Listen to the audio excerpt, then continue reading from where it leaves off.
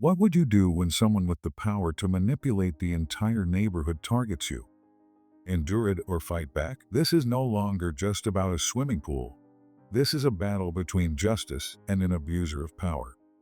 And trust me, the ending will leave you speechless. Welcome to channel. Leave a comment below telling us where you're watching from.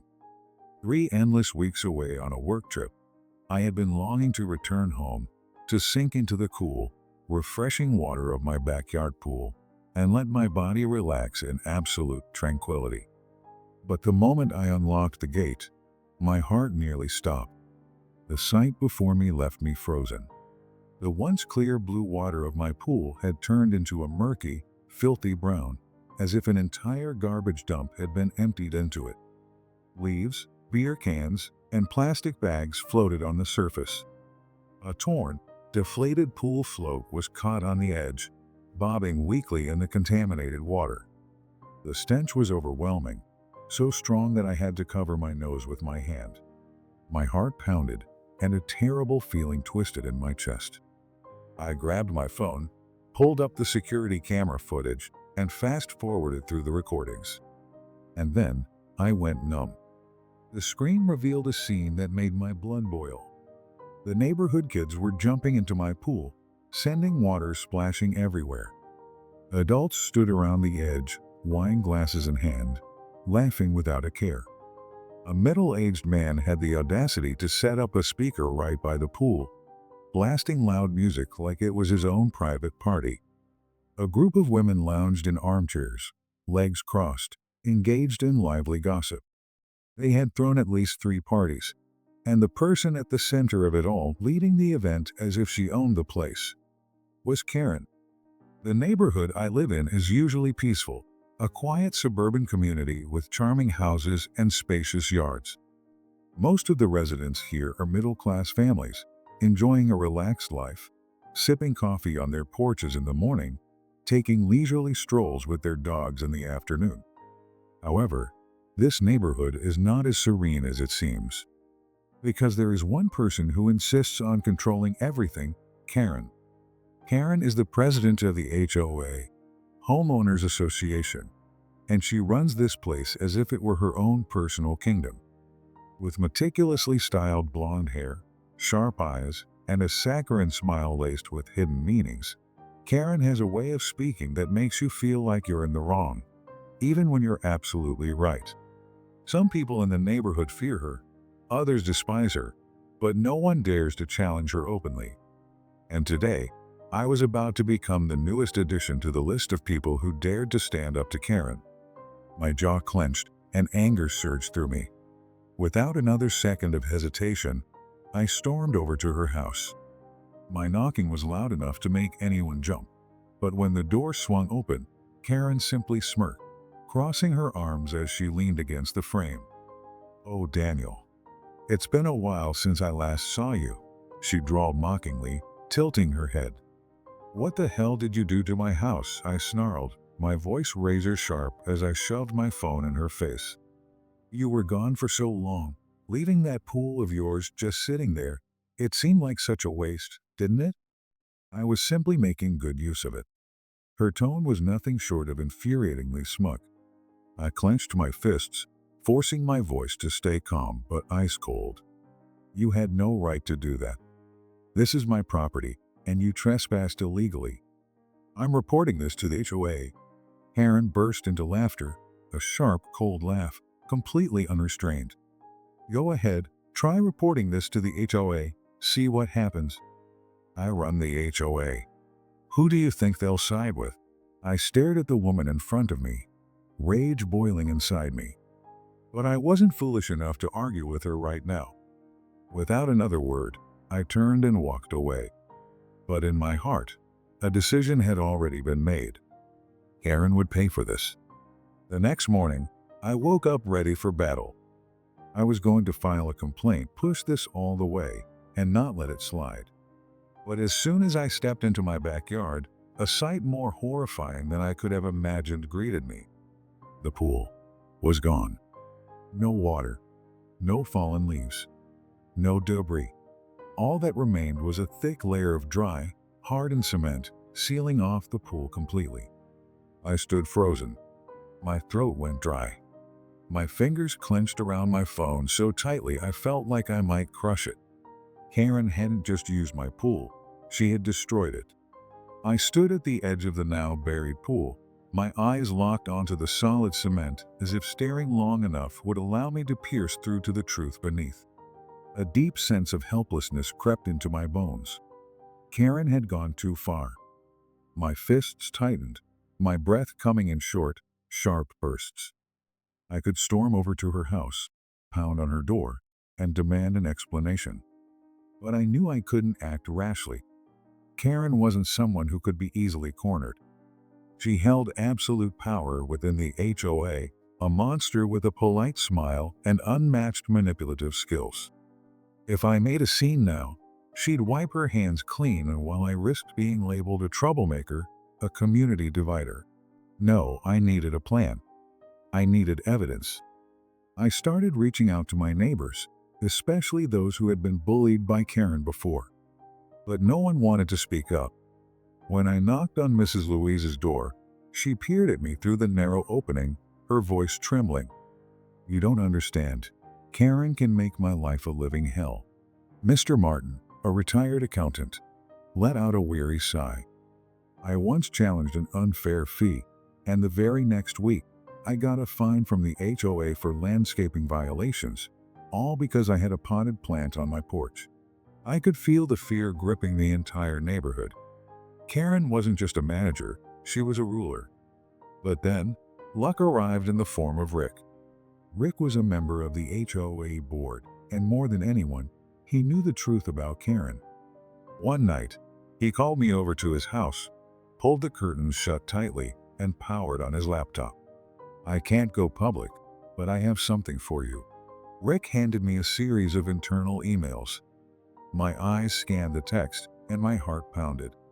Karen had been using HOA funds to throw private parties for her family, expensive wine, full-service catering. Everything was there in black and white. "This is enough to take her down," I whispered. "Not yet." Rick shook his head. "Karen won't go down that easily. She'll fight back." And he was right. The moment my group began making moves, something strange happened. The neighbors who had once agreed to support me started backing out. Mrs. Louise suddenly stopped responding to my messages. Mr. Martin looked at me apologetically, but shook his head. I didn't take long to understand why. The HOA suddenly imposed absurd fees on them, maintenance costs skyrocketed, and violation fines appeared in the most bizarre ways. One morning, as I opened my mailbox, an envelope lay quietly inside. I tore it open, read the latest notice from the HOA, and felt a chill run down my spine. I had just become the next target. A flood of outrageous bills kept arriving in my mailbox, fees with no clear origin, maintenance charges that no one had requested, and even fines for condo violations I had never heard of. But I didn't panic. Instead, I patiently gathered every piece of the puzzle.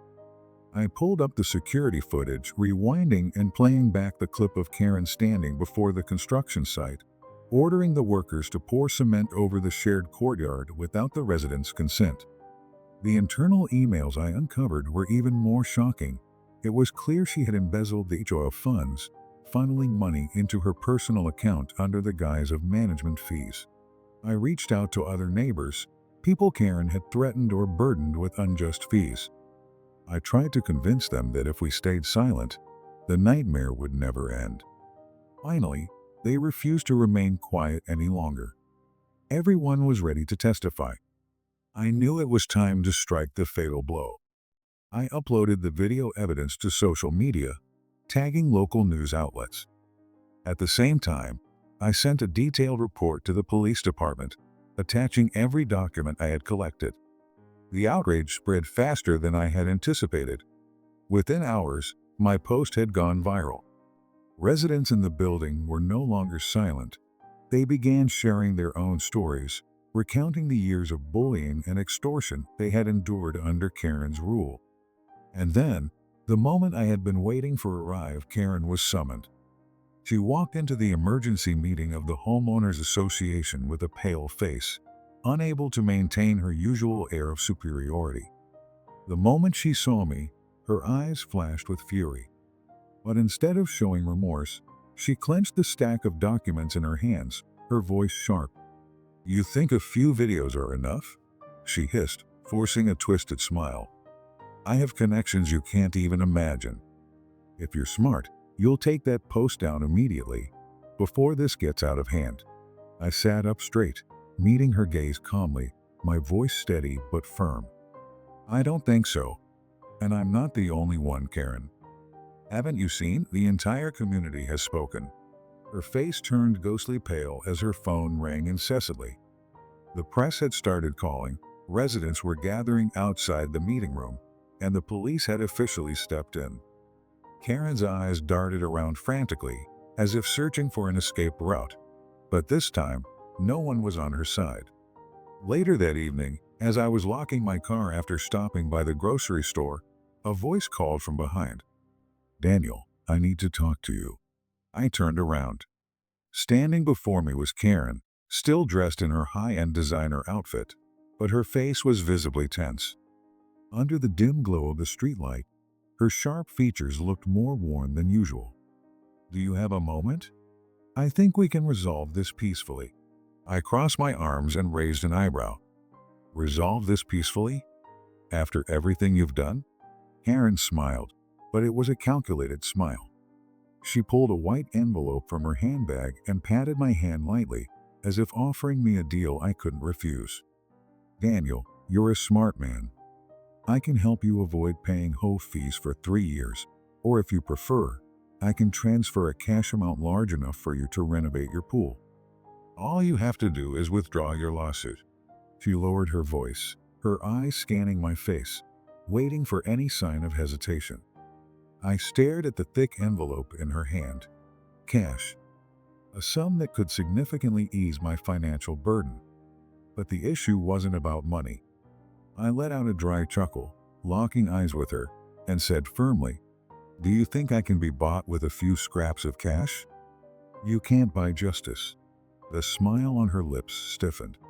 Her hand holding the envelope trembled before she quickly pulled it back, as if realizing she had just made a grave mistake. "Daniel, don't be so rigid. This isn't a big deal. I'm just trying to help us both. If this lawsuit continues, you won't gain anything either, just unnecessary trouble. I don't want to be your enemy." I crossed my arms, tilting my head as I looked at her. "Enemy?" I chuckled. "You talk as if I started this." "No, Karen. You abused your power. I'm just doing what needs to be done." Her face paled.